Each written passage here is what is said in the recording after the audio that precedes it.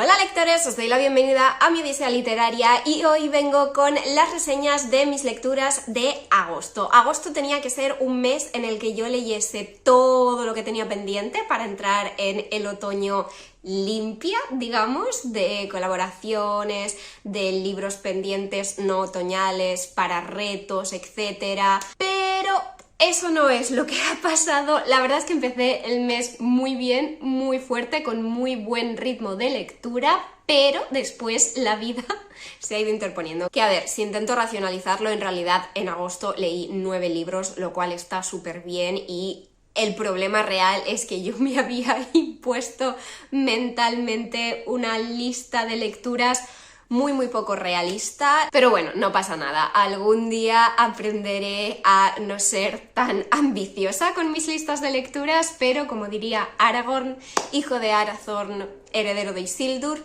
hoy no es ese día.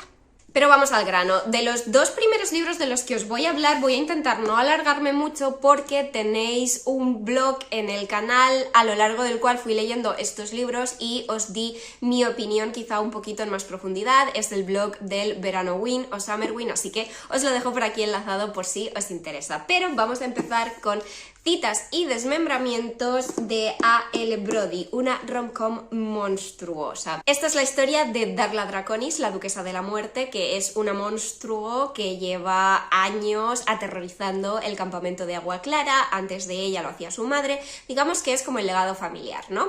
Pero no se dedica a aterrorizar, digamos, a los niños buenos, sino a los monitores que se meten demasiado con los pequeños o a las malas personas, digamos. Es uno de ese tipo de monstruos, ¿vale? Para que nos caiga bien. No va por ahí atacando al azar sin ton ni son. Pero el caso es que un día está yendo a por alguien que en realidad se lo merece, pero tiene una crisis existencial y se replantea básicamente toda su vida, toda su existencia, todo este rollo de tener que vivir asustando a la gente, etc. De modo que decide tomarse una excedencia, digamos, un año sabático para replantearse un poco su vida. Digamos que tiene la crisis de los 30, porque me parece que más o menos esa edad tenía. Pero claro, debido a su desaparición del escenario público, por decirlo de alguna manera, aparece otro monstruo que reclama el territorio del campamento de Agua Clara, y este monstruo es Yarko.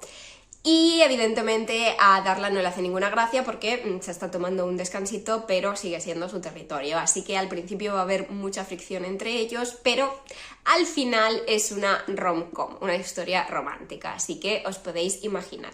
En términos generales debo decir que lo he disfrutado, ha sido una historia entretenida, no te cambia la vida, pero tampoco creo que lo pretenda. Además, sinceramente, yo pasé muy buen rato porque fue como la lectura ideal realmente para el verano Win, esas vibes de alguien cazando en un campamento de verano y los protagonistas son monstruos. Sí que debo admitir que llegadas al final no fui como súper fan del motivo por el que se revela que tiene esta crisis existencial, porque no me casa con el personaje que nos presentan al principio, que es una de las monstruos como top del mundo de los monstruos. Es una mujer independiente que tiene su territorio. No puedo hablar más sin entrar en spoilers, pero no acabo de convencerme. Es una historia con un ritmo ágil, ligera, bien escrita para lo que pretende ser, bien traducida también. Es cortita, porque ya veis que el libro no es muy gordote, y además una porcioncita del final son escenas de contenido extra. Tenemos algunos capítulos desde la perspectiva de Yarko, cuando la totalidad de la historia principal, digamos, está narrada por Darla, y alguna otra escena como contenido extra al final. Si buscáis en internet es posible que descubráis que en principio es el inicio de una trilogía. No obstante, el segundo ni siquiera se ha publicado todavía en inglés, pero no os apuréis si os llama la atención, porque este primer libro al menos se puede leer de manera perfectamente autoconclusiva. A continuación, Mortalmente Tuya, de Ivy Fairbanks, que era un libro al que le tenía muchas ganas. 1, porque se ambienta en Irlanda, y 2, porque es una historia romántica que tenía muy buena pinta. Esta es la historia de Lark, que es una mujer joven, pero que por desgracia ya es viuda y que se muda a Irlanda, concretamente a Galway. Por favor, insertemos Galway Girl de Ed Sheeran aquí. para iniciar un poco una nueva vida. Y allí conoce a Callum, que trabaja en la funeraria local. De hecho, la funeraria es de su familia y él siempre ha trabajado allí, pero para poder quedársela su abuelo estableció en el testamento que tenía que estar casado. Así que Callum está buscando esposa y Lark, cuando llega, se conocen y se hacen amigos, decide ayudarlo en esta búsqueda romántica. Creo que todos lo sabemos cómo va a acabar el tema. Lo cierto es que el libro tiene muchos puntos positivos. Para empezar, me ha gustado que realmente es un slow burn, es decir, toda la relación entre ellos se cuece a fuego lento, y eso es algo que, por desgracia, para mí, que me gusta mucho, ya no vemos demasiado en los libros. Creo que con el auge del spice todo tiene que ser extra explícito y extra spicy desde el principio, y si bien a mí me gusta el contenido adulto en las historias, porque al final es parte de una relación, no me gusta la proliferación que tenemos últimamente de ese tipo de escenas un poquito sin ton ni son y metidas con calzador. Pero en este caso no pasa. Ya os digo, me ha gustado mucho cómo se ha desarrollado todo, me ha parecido una relación muy bonita, y además de la relación romántica también se tratan otros temas. Evidentemente tenemos la viudedad de Lark y cómo afronta ella la perspectiva de una nueva relación. Digamos que la forma en que enfoca la autora al personaje me ha gustado, porque no es la manera más habitual de enfocar la posibilidad de una nueva relación que suelen tener personajes viudos, y no voy a entrar en más detalles para no hacerle spoiler a nadie, y a pesar de que algunas cositas no han acabado de convencerme, sobre todo un tema de secretismo, etcétera, puedo entender perfectamente al personaje de Lark. Creo que la autora lo consigue muy bien y ese es uno de los grandes méritos. Luego tenemos a Callum, que también es un personaje muy interesante porque es asexual y, sin tener yo experiencia personal con el tema, creo que no es que se explique, sino que te lo muestra, ¿no? Que es aún mejor, de una manera muy buena. Creo que se entiende perfectamente, y sobre todo me gusta también que la realidad de la asexualidad no se enfoca como el gran drama o el gran punto alrededor del cual gira toda la vida de Callum o todas sus relaciones, sino que se hace de una manera muy natural, y eso me ha gustado mucho. También es un personaje con tartamudeo y, a ver, por un lado me gusta porque también lo he enfocado como de forma como supernatural, o sea, a Lark le importa un pepino que él tartamudee y se enfoca todo como se asume, ¿no? Un rasgo más de él, y estupendo. Pero sí que es verdad que a mí personalmente me ha parecido que el tartamudeo luego aparecía poco. ¿Qué más os cuento? Evidentemente, como friki de los idiomas que soy, me ha gustado cómo se enfoca el tema inglés-irlandés. Evidentemente Lark se muda desde Estados Unidos y cuando llega allí pues hay frases y expresiones que no entiende. Tenemos un glosario de irlandés al principio del libro y otro glosario de irlandés al final del libro, esta vez con los términos que se utilizan en las escenas explícitas, porque las hay, es un slow burn, pero hay escenas explícitas también. De hecho, es una historia que tiene momentos muy dulces, pero después también tiene momentos, pues eso, que requieren decir marranadas en irlandés. Y poco más tengo que decir, la verdad. Es cierto que en algunos diálogos no he acabado yo de pillar las interacciones, quizá porque es un tema de humor y a veces es algo como súper subjetivo, pero en términos generales ha sido una lectura que he disfrutado. A continuación, una historia divertida de Emily Henry. Esta es la historia de Daphne, que está a punto de casarse, pero resulta que su prometido, en su despedida de soltero, descubre que está enamorado de su amiga de toda la vida.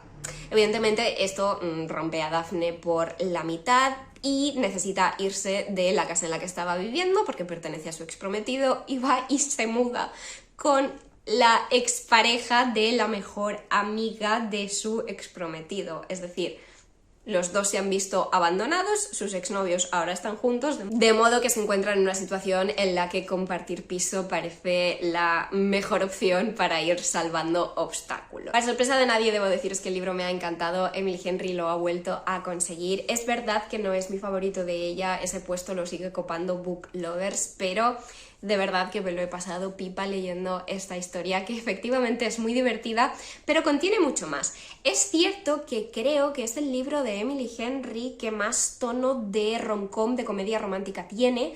Creo que el resto de sus historias son historias románticas contemporáneas, sí, pero no llegan quizá a ese puntito de rom-com. Y esta quizá tampoco por entero, pero sí que se acerca un poquito más que el resto de lo que yo he leído de ella. Mind you, todavía no lo he leído todo, pero de los otros 3 que he leído de ella, diría que puedo afirmar más o menos eso. Al fin y al cabo ya nos lo anuncia un poco el título, es una historia divertida, la parte de comedia romántica, y romántica pues porque evidentemente es Emily Henry, y sí, la relación entre Miles y Daphne es uno de los puntos centrales de la trama, pero no es el único, que eso es lo otro que me gusta muchísimo de Emily Henry, que da muchísima profundidad a sus historias y a sus personajes. Aquí lo vemos casi todo desde el enfoque de Daphne, y debo decir que es un personaje que me ha gustado mucho. Es un personaje que pues evidentemente cuando su prometido la abandona después de haberse ella mudado a el pueblo de él, a la casa de él, de haber dejado un poco de lado a sus amigos y haberse hecho un hueco en el grupo de amigos de él, digamos que lo pierde absolutamente todo de la noche a la mañana. Se encuentra en un pueblo en el que no tiene raíces, en el que no tiene a nada ni a nadie, y ese es un punto para ella en el que ya no es solo que no tenga una relación, sino que se empieza a plantear muchísimas cosas acerca de ella, de cómo vive y cómo enfoca las relaciones, y me ha gustado muchísimo, digamos, toda su evolución, el arco del personaje. También hay un tema profundo ahí, digamos, ¿no?, de trabajar en una misma, de que a veces acusamos a los demás de cosas que no vemos, que llegamos a hacer nosotros mismos. También es una historia que habla un poquito de amistad y de encontrar tu lugar en el mundo sin depender de otra persona. Puedes tener relaciones románticas, pero no tiene que depender todo de ellas. Y lo cierto es que, como siempre, me ha gustado muchísimo el mensaje, ya lo estáis viendo. Me ha gustado la relación romántica. Es cierto que hay alguna cosita del final que yo habría cambiado un poquito, no habría hecho que se desarrollara exactamente así, y por eso creo que no tiene las 5 estrellas redondas, pero súper recomendado. Vale, y ahora vamos con 2 finales de 2 trilogías distintas, así que no puedo extenderme mucho porque es muy difícil hablar de un tercer libro y evidentemente no quiero hacerle spoilers a nadie.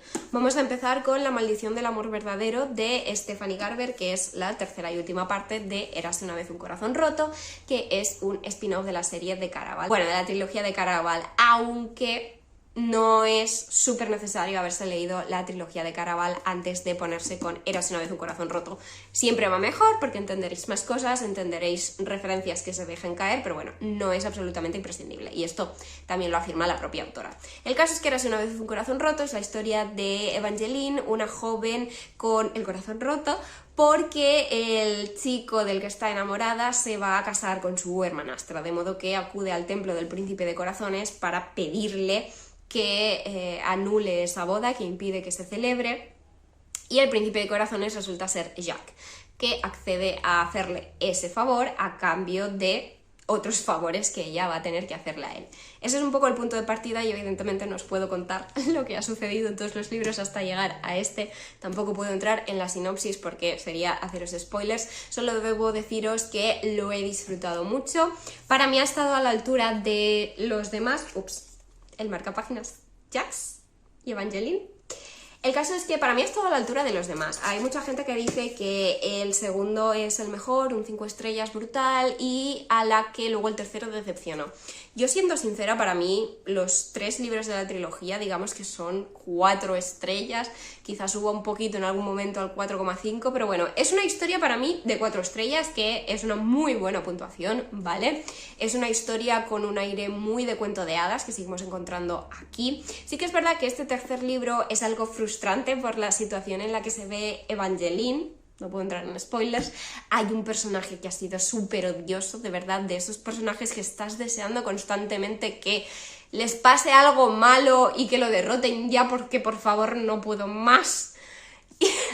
Bueno, de hecho no es un único personaje el que me ha sacado de quicio, hay otro también, pero los protagonistas, como ya os he comentado en las reseñas de los libros anteriores, me han seguido gustando muchísimo. Pese a lo que os he comentado antes de la situación en la que se encuentra Evangeline, la verdad es que de todas maneras me ha gustado bastante cómo evoluciona ella en este libro dentro del paradigma que le ha tocado. Me han gustado bastante las decisiones que toma, cosa que no siempre me pasa con todas las protagonistas. Así que muy bien, y el personaje de Jax también ha seguido gustándome muchísimo. Sigue faltándome un puntito de algo en la relación entre ambos, pero estoy satisfecha con el final, estoy satisfecha con la trilogía. Creo que puedo afirmar que me ha gustado más esta trilogía spin-off que la trilogía inicial de Caraval, y es una lectura que sin duda os recomiendo si os gusta la fantasía y sobre todo si sois de ese tipo de lectores que os gusta ese aire nostálgico de los cuentos de hadas. Seguimos con Aurora's End de Jay Kristoff y Amy Kaufman, que es la tercera y última parte de la trilogía del ciclo Aurora. A grandes rasgos, porque de nuevo no voy a entrar en la sinopsis de un final de trilogía, esta es una historia de ciencia ficción que nos habla de un escuadrón formado por varios jóvenes con distintas habilidades, con personalidades muy diferentes también, que se tienen que unir básicamente para salvar el universo, como suele pasar. Y básicamente en Aurora's End vamos a asistir al final de esa aventura, vamos a descubrir si nuestros héroes logran salvar la galaxia o no. Sinceramente, esta historia me hace replantearme por qué no leo más ciencia ficción. Si sois seguidores habituales de mi canal, ya sabéis que no es un género que yo lea demasiado, de hecho creo que esto es prácticamente lo único que he leído en años. Y no entiendo por qué, porque lo cierto es que he disfrutado 1000 de estos libros y además, por ejemplo, Doctor Who es una de mis series favoritas, así que yo creo que debería leer más ciencia ficción, pero también es cierto que me da miedo adentrarme en otro género porque ya tengo demasiados pendientes de los géneros que tengo. Pero bueno, volviendo a Aurora's End, que me voy por las ramas. Ha sido un final de trilogía muy digno, sinceramente, lo he disfrutado inmensamente, vuelve a estar escrito de esa forma que hace que pases las páginas casi con ansiedad por saber qué está pasando, porque además juega con intercalar los puntos de vista de los personajes, que es algo que me gusta muchísimo. Está narrado a varias voces, narran, diría que todos nuestros personajes, o casi todos ellos al menos, y es algo que me gusta muchísimo, aunque también me pone nerviosa porque cuando estás con un personaje en un momento de máxima tensión pasas la página y el siguiente capítulo es de otro personaje que está en otro lugar. Pero la verdad es que los autores juegan con eso a la perfección para dejarte siempre con ganas de más y más y más. Y bueno, como os decía y como os he comentado en las reseñas de los dos libros anteriores, me encantan estos personajes. Es cierto que por desgracia para mí creo que los personajes de Cal y Aurora van un poquito a peor, o quizá no eso, no, es verdad, no es eso, no creo que como personajes vayan a peor, pero sí que creo que han perdido un poquito mi interés. Su parte de la trama no era la que más me mantenía enganchada, sino la de todos los demás, pero es que todos los demás, o sea, de verdad, les adoro, hay diálogos divertidísimos, me he reído un montón, me encanta cómo se complementan, cómo cada uno tiene un papel, y en este final se ve sobre todo el vínculo que han llegado a formar, los sacrificios que están dispuestos a hacer los unos por los otros, y ¡oh! Me encanta, de verdad. Y básicamente eso, que estoy muy satisfecha con el final, que ha sido muy buena lectura, tanto este tercer libro como la trilogía en términos generales, así que es una historia que de verdad os recomiendo mucho, tanto si os gusta la ciencia ficción como si no. Y ahora vamos con la sección Cozy Mystery del mes, con otro final de serie. En este caso es un final de tetralogía y se trata de El espía en la ventana, que es el cuarto y último de los misterios de Justina Jones de Ellie Griffiths. A ver, es cierto que estoy afirmando un poquito vehementemente que es el último, a pesar de que no he encontrado confirmación oficial de ello, pero este cuarto libro se publicó en 2022 en inglés y desde entonces no ha habido noticias de una siguiente parte, así que no sé, para mí eso es confirmación suficiente, la verdad, aunque nunca se sabe. Si llegan a sacar un quinto libro, yo estaré contentísima y lo leeré seguro, porque la verdad es que ha sido una delicia. Evidentemente es una serie cozy mystery, pero middle grade para lectores a partir de unos 8 o 9 años, depende un poquito de su capacidad lectora. Es una serie protagonizada por Justina, que es una niña a la que mandan a estudiar a un internado de la época, y en cada libro digamos que se topa con un misterio. Como os decía, es ficción histórica. De hecho, esta cuarta entrega se ambienta ya en 1939, al comienzo un poquito de la Segunda Guerra Mundial. Bueno, al comienzo ya del conflicto bélico en sí, y vamos a ver distintas consecuencias de este, de una manera que quizá no sea la habitual. Evidentemente los soldados estaban en el frente, había bombardeos en las ciudades, pero incluso en un internado en el campo se notaban los estragos de la guerra. El internado de Justina siempre ha sido de niñas únicamente, pero hay un internado de niños cercano que ha tenido que ser evacuado y van a compartir las instalaciones de la escuela de Justina, y digamos que vemos un poco cómo afecta también la guerra a las niñas, al grupo de Justina sobre todo y a sus amigas, cómo afecta a sus padres, cómo pueden estar preocupados por familiares, etc. Es un tema potente, la verdad, pero está adecuado al público objetivo del libro, que al final son los niños. Aunque los adultos también podamos leerlo, evidentemente todo está hecho de la manera adecuada. Y en la situación personal de Justina, por ejemplo, tan alejados del frente, los temas de la guerra que más les tocan son los del espionaje. Como siempre, ha sido un libro de misterio infantil muy chulo, de verdad que súper recomendados. Además, a mí personalmente me encanta esa ambientación de internado de chicas de los años 30. Creo que me despierta un toque muy nostálgico de cuando leía Torres de Mallory, Las gemelas en Santa Clara, etc.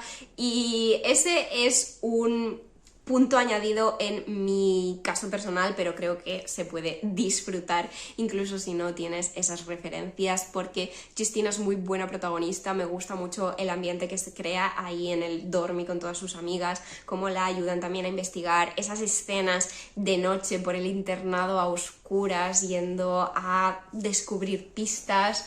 De verdad que son unos libros muy guays. Vamos con Un crimen entre bastidores de Julia Sills, segunda parte de Un crimen con clase, y de verdad, o sea, me ha vuelto a encantar. El primero ya me gustó, pero creo que este segundo incluso puede que me haya gustado un poquito más. Es que es absolutamente la mezcla perfecta entre un cozy mystery, un romance de época y una comedia, porque o sea, el humor de este libro para mí es uno de los puntos fuertes, pero sí que reconozco que entiendo por qué para otras personas podría ser un motivo para que no les gustara el libro, porque lo del humor es profundamente subjetivo, y en estos libros es un humor con un puntito bastante absurdo, pero también como satírico.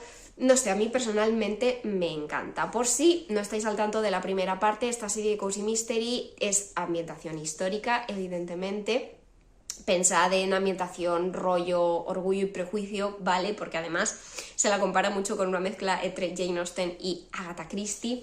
Y el caso es que tenemos a Beatriz, que evidentemente para la época su única intención debería ser encontrar marido, pero resulta que su pasión es resolver crímenes truculentos, algo nada adecuado para una buena señorita de sociedad.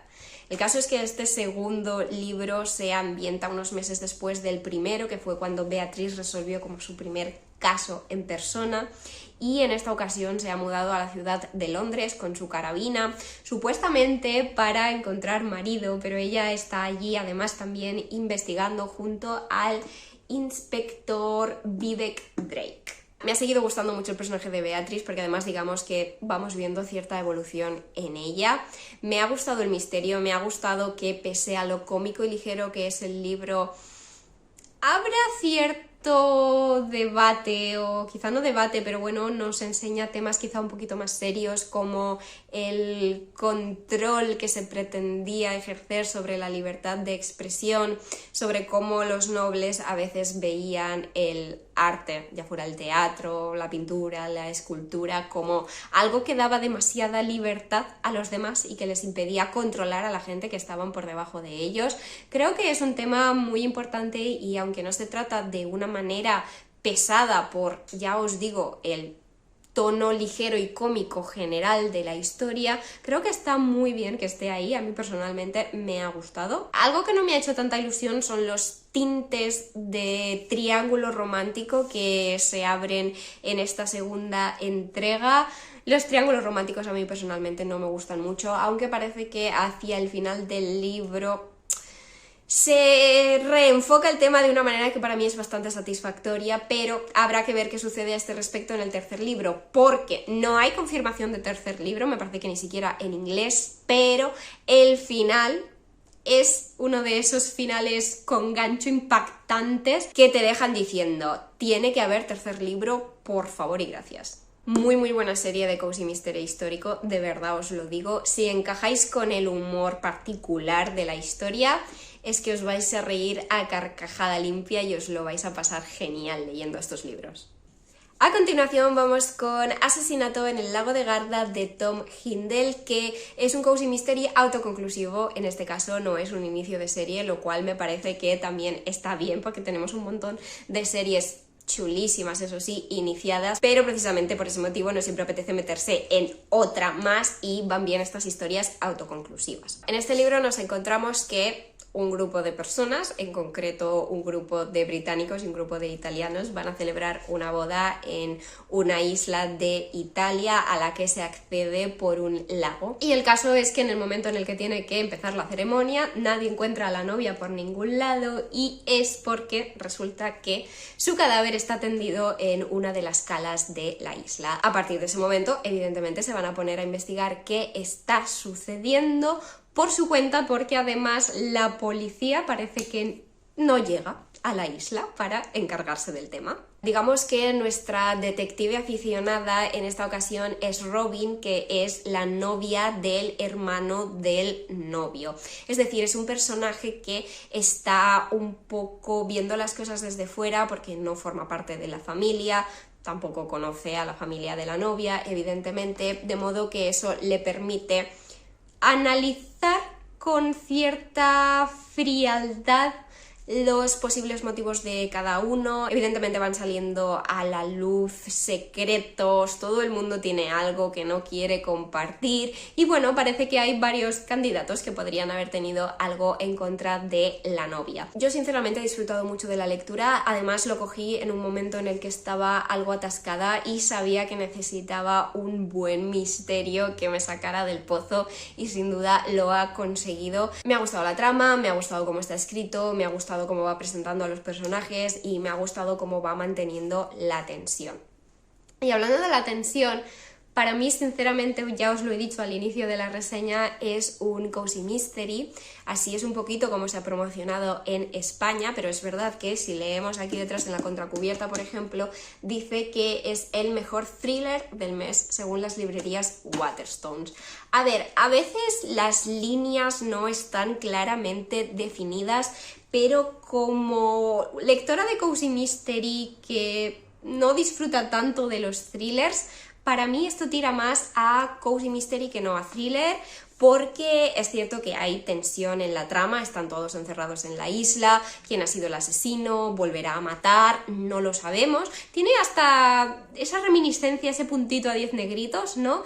Pero sin la tensión de 10 negritos, o sea, yo leyendo 10 negritos de verdad que hasta pasé miedo, y en esta ocasión no. Es cierto que quizá no está un Cozy Mystery en el sentido de que la narración no se enfoca tanto en transmitir ese ambiente acogedor, ¿no? Al final, pues aquí no tenemos descripciones de repostería, de una taza de té al lado de la chimenea leyendo un buen libro, no, eso no lo tenemos, pero es una historia en la que nuestra protagonista es una detective aficionada, la policía, los profesionales, digamos, no aparecen en escena, entonces es cierto que quizá no podamos hacer tic en todas las características más habituales de un Cozy Mystery, pero sinceramente creo que también le falta esa tensión más propia de un thriller. Sinceramente, a lo mejor simplemente es algo a medio caballo y ya está. O sea, para mí me parece estupendo porque creo que funciona bien. Es una historia entretenida que además, ya os digo, a mí me ha ayudado a salir un poquito de un momento en el que estaba muy atascada con mis lecturas, así que, por mi parte, os lo recomiendo. Y llegamos al final de este grab por fin con Asesinato en el Bridewell de Ashley Weaver, que en esta ocasión sí que es, con todas las de la ley, un cozy mystery y que es el inicio de la serie de Amory Ames. Y con este libro, para sorpresa de nadie otra vez, me lo he pasado pipa. Vuelve a ser un cozy mystery histórico que sinceramente me están encantando todos los cozy mystery históricos que estoy leyendo. Asesinato en el Bridewell concretamente se ambienta en la época de los años 30 y nos encontramos con una ambientación muy elegante, muy sofisticada. Tenemos a Amory Ames, que está casada con Milo, un aristócrata bastante playboy que la tiene ya un poquito harta. Por eso, cuando Jill, su exprometido, se presenta en su casa y le pide ayuda para impedir que su hermana Emmeline se case con Rupert Howe, un mujeriego de mala reputación, ella acepta y se va con él de vacaciones al Hotel Bridewell con esa misión en mente. ¿Qué pasa? Que Rupert aparece muerto, al final llegan a la conclusión de que ha sido asesinado y Jill es uno de los sospechosos, de modo que Amory se pone manos a la obra a investigar el tema porque está convencidísima de que su amigo de la infancia, su exprometido, no ha sido, y todo se complica un poco más cuando de golpe y porrazo aparece su marido Milo también en el hotel.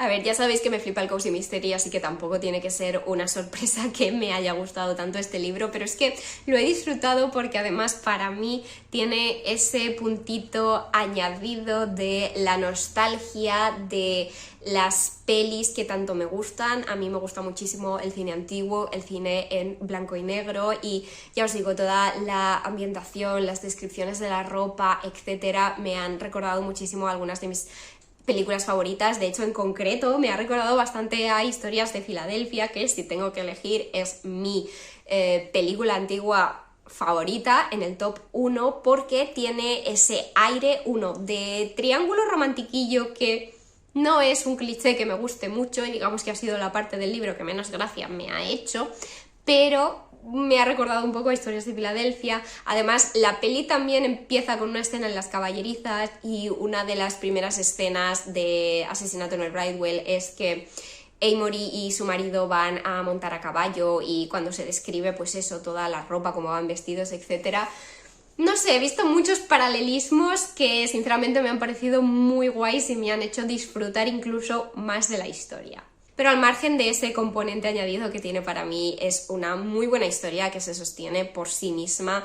Me ha gustado, ya os digo, muchísimo cómo escribe toda esa ambientación elegante, cómo los grupos de amigos se reúnen allí en el Bridewell, las cenas, las veladas, la playa por la mañana. Me ha gustado mucho nuestra protagonista, el personaje de Amory, pese a el enredo sentimental que tiene.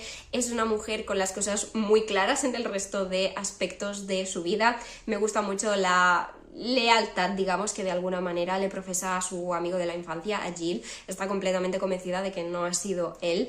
Me gusta que pese a que nuestras detectives aficionadas en el cozy mystery evidentemente corren riesgos, de todas maneras es un personaje bastante sensato, lo cual creo que cuadra bastante conmigo, así que encajo mejor con este tipo de detectives que sí se arriesgan, pero por otro lado hacen las cosas con un mínimo de cabeza. Además, el misterio ha conseguido sorprenderme, no me imaginaba quién iba a ser el culpable, y aunque es cierto que os he comentado que esos tintes de triángulo romántico no me hacían excesiva gracia, creo que al final ese tema se resuelve de una manera que me ha dejado bastante satisfecha, no completamente, pero bueno, como tenemos más libros por delante, pues espero que todo se desarrolle de una forma que me deje absolutamente contenta y feliz, pero de momento lo que tenemos es este primer libro. No hay noticias del segundo, pero por favor lo necesito, y sin duda es un inicio de serie que os voy a recomendar mucho, porque como dice aquí detrás, es una elegante y deliciosa novela en la que el glamour y el misterio invaden la atmósfera de la alta sociedad británica de los años 30. No me podéis decir que no os llama la atención. Y hasta aquí las reseñas de mis lecturas de agosto, espero que os haya gustado el vídeo. Contadme abajo en comentarios cuál fue vuestra última lectura del verano. Sé que teóricamente hasta el 22-23 de septiembre seguimos en verano, pero para mí no. Para mí ya es otoño. Así que contadme cuál fue vuestra última lectura del verano, o si os apetece apoyarme pero no tenéis tiempo o ganas de dejar un comentario largo, podéis dejarme el emoticono de una copita de champán. Y además, si os apetece, ya sabéis que me ayudáis y me apoyáis muchísimo si dais like al vídeo, si os suscribís si no lo estabais ya, si lo compartís con alguien a quien creáis que le pueda gustar. Eso es todo por hoy, muchas gracias y hasta la próxima.